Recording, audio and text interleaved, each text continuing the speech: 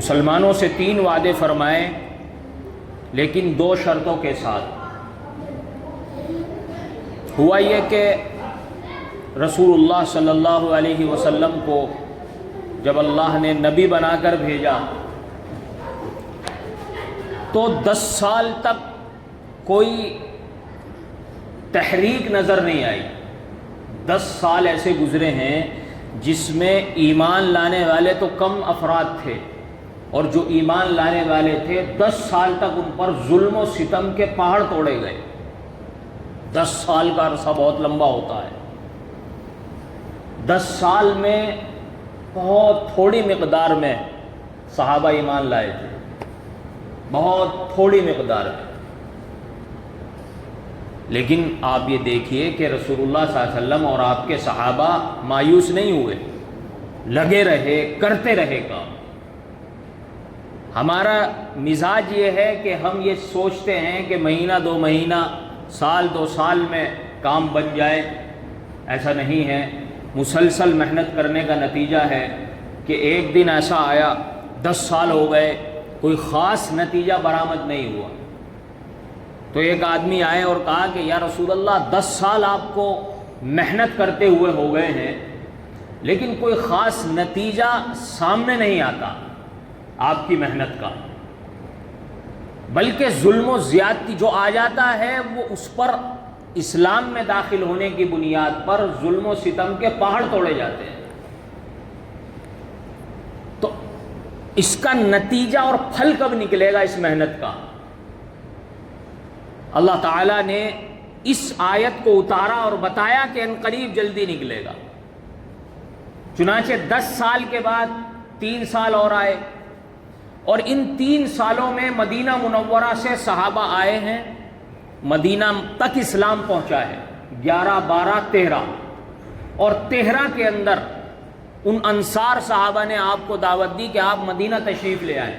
پھر اللہ نے بھی آپ کو آپ کی جائے ہجرت کی جگہ مدینہ منورہ دکھائی، اور 13 سال کے بعد جب آپ مدینہ پہنچے اس کے بعد پھل نکلنا شروع ہوا، آپ کی محنت کا نتیجہ اور ثمرہ نکلنا شروع ہوا، اور اسلام پھیلنا شروع ہوا۔ اور 10 سال میں اتنے بڑے پیمانے پر پھیلا کہ 13 سال میں اتنا نہیں پھیلا جتنا 10 سال کے اندر اسلام پھیلا۔ بحرین، مکہ، پورا اس وقت جو سعودی عرب ہے وہ پورا اسلام کے اندر آ گیا۔ مصر جو ایجپٹ کہلاتا ہے، وہاں کا بادشاہ آپ علیہ الصلاۃ والسلام کا معتقد ہو گیا، اس نے باقاعدہ آپ کو ہدایہ بھیجے ہیں۔ روم کا جو بادشاہ تھا سپر پاور، اس نے رسول اللہ کی خدمت میں ہدیہ بھیجا۔ بحرین جو اس زمانے میں یمن اور جو دوسرے کھاڑی دیش ہیں وہ پہلے زمانے میں بحرین کہلاتے تھے، الحمدللہ۔ وہ آپ علیہ الصلوۃ والسلام 13 سال کی زندگی میں جب آپ دنیا سے تشریف لے جا رہے تھے، یہ سارے علاقے اسلام کے تحت آ چکے تھے، نتیجہ آ چکا تھا۔ پھر حضرت ابو بکر صدیق رضی اللہ تعالیٰ عنہ خلیفہ بنے۔ ان 2 سالوں میں جو 9 مسلم تھے وہ مرتد ہو گئے۔ ان کو سنبھالنے میں اتنا عرصہ گزر گیا کہ نئی فتوحات کی طرف زیادہ ذہن نہیں گیا، صرف 2-3 ملک فتح ہوئے، 2-3 علاقے۔ لیکن حضرت عمر کے لیے حضرت ابو بکر نے میدان کلیئر کر دیا، کیونکہ اگر یہ مرتد رہتے، مرتدین رہتے، عرب میں جو نئے مرتد پھیلے تھے، 3 قسم کے مرتد تھے۔ ایک تو وہ تھے جو جھوٹے نبی کو ماننے لگے تھے، مسیلمہ کذاب کو۔ ایک وہ تھے جو یہ کہتے تھے کہ ہم سارے احکامات مانیں گے، زکوٰۃ نہیں مانیں گے۔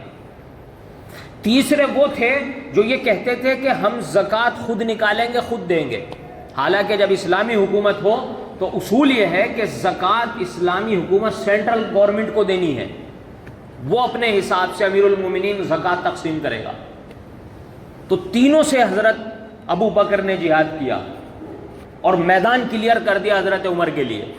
اب حضرت عمر کا دور آیا، حضرت عمر رضی اللہ تعالیٰ عنہ کو میدان کلیئر ملا۔ حضرت عمر نے فتوحات کے دروازے کھولے اور 22 لاکھ مربع میل کے مالک بن گئے۔ اور اس کے بعد حضرت عثمان، غرض یہ کہ پھیلتا رہا، اور خلافت عثمانیہ میں تو 75-80% دنیا پر اسلام کا جھنڈا لہرانے لگا۔ اس وعدے کو اللہ نے اس آیت کے اندر بیان کیا ہے، اور اللہ فرماتے ہیں کہ اللہ نے ایمان والوں، تم میں سے جو ایمان لائیں گے ان سے اور نیک عمل کریں گے ان سے یہ وعدہ کیا ہے۔ نیک عمل شرط ہے، محض ایمان لانا نہیں۔ آج اگر آپ سروے کریں تو 80% مسلمان ایسے ہیں جو ایمان تو رکھتے ہیں لیکن نیک عمل نہیں کرتے، صرف رمضان میں نیک عمل کرتے ہیں، 11 مہینے عمل نہیں کرتے۔ رمضان میں آپ دیکھیں مسجد میں کیسے بھرا ہوا تھا، مسجد کیسے فل رہتی تھی، ختم ہو گیا معاملہ۔ 80% مسلمان ایسے ہیں جو صرف ایمان اللہ پر رکھتے ہیں، نیک عمل نہیں کرتے۔ اللہ نے 2 شرطیں بیان کی کہ جب 100% مسلمان ایمان والا ہوگا اور نیک عمل پر اتر آئے گا، یعنی جیسے جمعہ کی نماز پڑھتا ہے ایسے فجر کی نماز میں بھیڑ ہوگی، تب اللہ 3 انعام دیں گے۔ زمین کے اندر مسلمانوں کو پوری دنیا پر حکومت عطا فرما دیں گے، قرآن کہہ رہا ہے، میں نہیں کہہ رہا، جیسا کہ پہلے لوگوں کو حکومت دی۔ اور دوسرا، دین اسلام کو غالب کر دیں گے۔ تیسرا وعدہ، مسلمانوں کے خوف کو امن سے بدل دیں گے، مسلمانوں کو خوف نہیں ہوگا۔ آج خوف بھی ہے، اسلام کا غلبہ بھی نہیں اور مسلمانوں کی حکومت بھی نہیں، تینوں چیزیں نہیں۔ وجہ ہماری بدعملی ہے۔ بہرحال اللہ تعالی ہمیں ہدایت عطا فرمائے اور گناہوں کا خوف عطا فرمائے۔ دیکھو اصل چیز کیا ہے کہ انسان سے گناہ ہو جاتا ہے، لیکن اصل چیز ہے اس کی معافی مانگنا۔ ایک واقعہ میں آپ کو سناتا چلوں۔ ایک صحابی تھے حضرت ثعلبہ انصاری، حضرت ثعلبہ بن عبد الرحمن، انصار صحابہ میں سے تھے۔ تو حضرت ثعلبہ بن عبد الرحمن رضی اللہ تعالی عنہ کو اللہ کے نبی صلی اللہ علیہ وسلم نے کسی کام کے لیے بھیجا کہ فلاں جگہ جاؤ۔ وہ چلے، راستے میں ایسا ہوا ایک محلے سے گزر رہے تھے، ایک مکان پر دروازہ کھلا ہوا تھا، نگاہ پڑی، ایک عورت غسل کر رہی تھی، اس پر نگاہ پڑ گئی اور فوراً انہوں نے توبہ استغفار کیا۔ اب ان کے ذہن میں آیا کہ یہ تو میں نے بہت بڑا گناہ کر دیا۔ یہ دیکھیں آپ، ہم موبائل کے اندر اسکرولنگ کرتے ہیں اور اس میں نہ جانے کتنی ننگی تصویریں آتی ہیں اور ہمارے دلوں میں یہ خیال بھی نہیں آتا کہ ہم نے کتنا بڑا گناہ کر دیا۔ اور ان صحابی کی نظر ایک عورت پر پڑ گئی تو ان کی حالت کیا بنی، آپ اس واقعے سے اندازہ لگائیے گا۔ ذہن میں آ گیا کہ یہ تو بہت بڑا گناہ ہو گیا، اب کیا ہوگا؟ کہیں ایسا نہ ہو کہ اللہ کے نبی کے پاس جاؤں اور اللہ کا قرآن اتر آئے اور یہ کہا جائے کہ اس نے یہ گناہ کیا ہے۔ بدنامی کے ڈر سے چل پڑے، جہاں جی کرا چل پڑے، چلتے گئے، مدینہ سے باہر نکل گئے۔ مکہ اور مدینہ کے درمیان پہاڑیاں ہیں چھوٹی چھوٹی، ان پہاڑیوں کے بیچ میں چھپ گئے۔ ادھر اللہ کے نبی صلی اللہ علیہ وسلم 1 دن 2 دن 3 دن ہو گئے، اللہ کے نبی پریشان ہیں کہ بھئی کہاں ہیں؟ ثعلبہ کو میں نے بھیجا تھا، کہاں گئے؟ نظر نہیں آتے۔ وحی آئی کہ میرا بندہ، اللہ نے وحی بھیجی کہ میرا وہ بندہ پہاڑوں کے بیچ میں مجھ سے پناہ مانگ رہا ہے، آپ جا کر اس کی خبر لیجیے۔ گنہگار بندہ، گناہ ہو گیا۔ اب یہاں سے چلے، اب اللہ کے نبی صلی اللہ علیہ وسلم نے 2 صحابی کو بھیجا، حضرت عمر کو، حضرت سلمان فارسی کو، کہ جاؤ اور مکہ اور مدینے کے درمیان پہاڑوں کے درمیان حضرت ثعلبہ بن عبد الرحمن چھپے ہوئے ہیں، ان کو لے کر آؤ۔ راستے میں چلے، ایک زفاف نامی آدمی چرواہا ملا، کہا کہ بھئی تم نے کسی کو دیکھا ہے ایسا شخص جو پہاڑوں کے بیچ میں چھپا ہوا ہو؟ کہ جی ہاں ہے، ایک شخص ہے اور فلاں پہاڑی کے پاس، وہ پہاڑی میں چھپتا ہے، رات میں نکلتا ہے اور رات میں نکل کر یہ کہتا ہے اے اللہ اس گناہ کے کرنے سے پہلے تو نے میری روح کیوں نہیں قبض کر لی، میرے جسم کو مردہ کیوں نہیں کر دیا، اے اللہ مجھے حساب و کتاب کی سختی سے بچا لینا، اس گناہ کی پکڑ نہ کرنا۔ رات میں نکلتا ہے اور اللہ سے یہ رو رو کر دعائیں مانگتا ہے۔ اندازہ لگائیے آپ کہ ایک گناہ صرف یہ ہوا کہ نگاہ پڑ گئی اور ان کی حالت کیا بن گئی، اور ہماری حالت کیا ہے کہ ہمارے سر پر جوں نہیں رینگتی، ہمیں احساس ہی نہیں ہوتا کتنا ہی بڑا گناہ کر لیں۔ اور وہ صحابی پہاڑوں میں چھپ گئے، وہاں پہنچے، رات کے وقت دیکھا کہ وہ نکلے ہیں اور پھر وہی دعا کر رہے ہیں، اے اللہ اس گناہ کے کرنے سے پہلے تو نے میری روح کیوں نہیں قبض کر لی، اے اللہ تو نے میرے جسم کو موت کیوں نہیں دے دی اس گناہ کے کرنے سے پہلے، باری تعالی مجھے حساب کی سختی سے بچا لینا۔ اللہ، حضرت عبد الرحمن، حضرت عمر اور حضرت سلمان فارسی آگے بڑھے اور کہا کہ ثعلبہ تمہیں رسول اللہ یاد کر رہے ہیں، تو رونے لگے کہ میں اس گناہ کے کرنے کے بعد رسول اللہ کا سامنا کیسے کروں گا۔ تم بھائی ایک کام کرنا، جب رسول اللہ صلی اللہ علیہ وسلم نماز پڑھ رہے ہوں ایسے وقت مجھے لے کر جانا۔ یہ ایسے وقت پہنچے، نماز کھڑی ہو چکی تھی، حضرت عمر اور حضرت سلمان فارسی نے نیت باندھ لی اور یہ بیٹھ گئے اور ان کو گناہ یاد آ گیا اپنا، بے ہوش ہو گئے۔ سلام پھیرا، رسول اللہ صلی اللہ علیہ وسلم نے سلام پھیرا، نماز پوری ہوئی، آپ نے پوچھا ثعلبہ کہاں ہے؟ کہا کہ یا رسول اللہ پیچھے بے ہوش پڑے۔ گئے رسول اللہ صلی اللہ علیہ وسلم تشریف لے گئے، ثعلبہ کا سر اپنے گود میں رکھا، تو حضرت ثعلبہ کو ہوش جب آیا تو انہوں نے اپنا سر ہٹا لیا، کہا کہ یا رسول اللہ مجھ گنہگار کا سر آپ کی مقدس اور پاکیزہ گود میں ہو، یہ مجھے اچھا نہیں لگتا۔ آپ نے فرمایا کہ ثعلبہ میں تمہیں ایک ایسی دعا بتاتا ہوں کہ اللہ تعالیٰ تمہارے گناہوں کو معاف کر دیں گے۔ فرمایا کہ کیا؟ فرمایا کہ ربنا آتنا فی الدنیا حسنہ وفی الآخرۃ حسنہ وقنا عذاب النار، یہ پڑھو، اللہ تعالیٰ تمہارے گناہوں کو معاف فرما دیں گے۔ خیر گھر چلے گئے، لیکن اس گناہ کا احساس حضرت کے دل میں جم گیا، گھر جا کر بیمار پڑ گئے اور اتنے بیمار ہوئے کہ آخری وقت آن پہنچا، آخری وقت آ پہنچا۔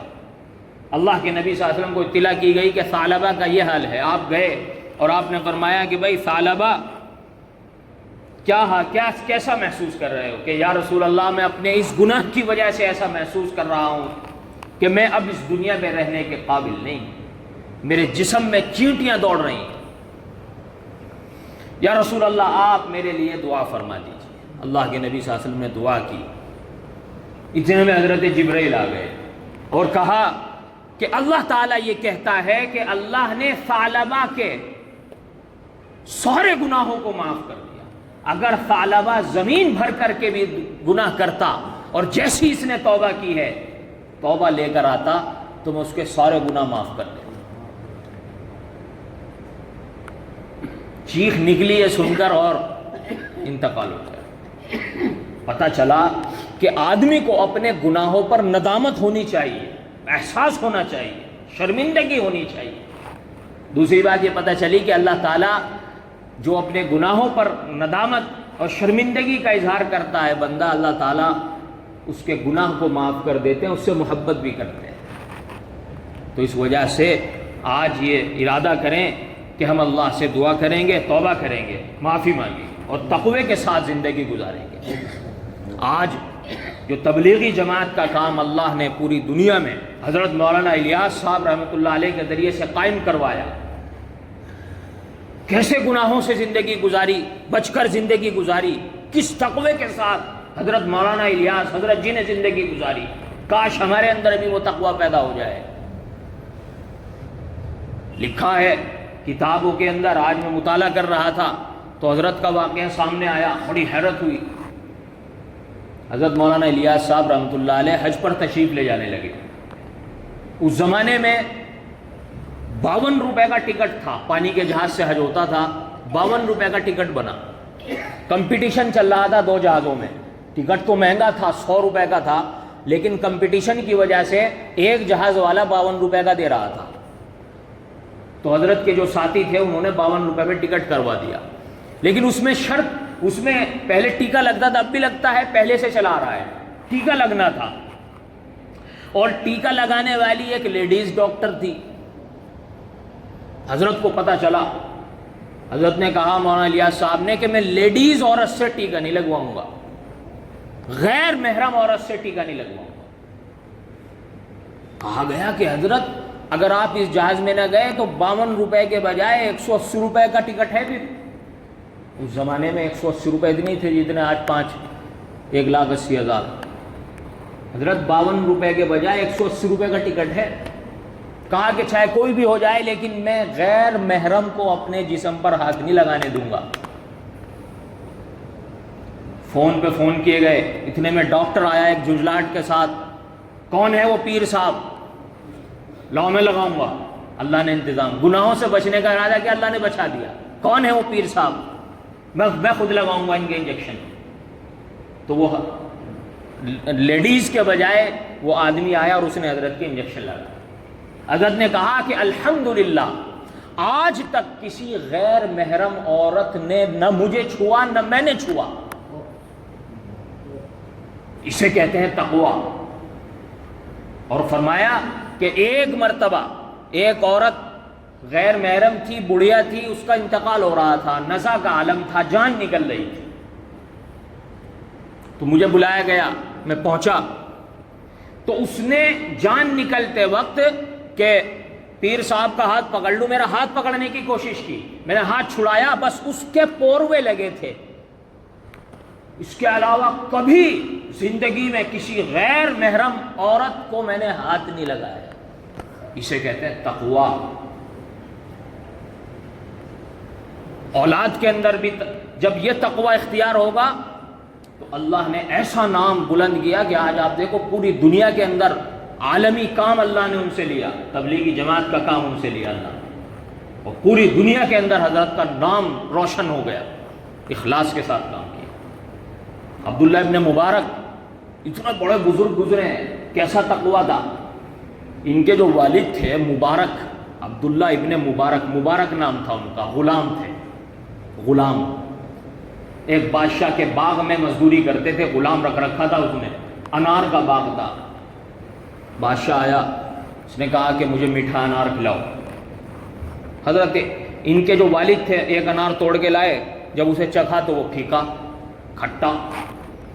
کہا کہ تمہیں میں نے میٹھا کہا تھا، تو حضرت گئے دوسرے درخت سے لائے، وہ بھی کھٹا، تیسرے سے لائے، وہ بھی کھٹا۔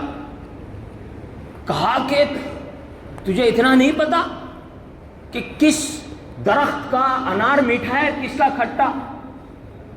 کہا کہ آج مجھے 27 سال ہو گئے یہاں باغ میں کام کرتے ہوئے، لیکن میں نے آج تک کسی درخت کا پھل نہیں کھایا، تو مجھے پتہ ہی نہیں ہے کہ کس درخت پر میٹھا انار ہے، کس پر کھٹا انار ہے، کیونکہ آپ کی طرف سے اجازت نہیں تھی، آپ نے صرف نگرانی کو کہا تھا، کھانے کی کو نہیں کہا تھا۔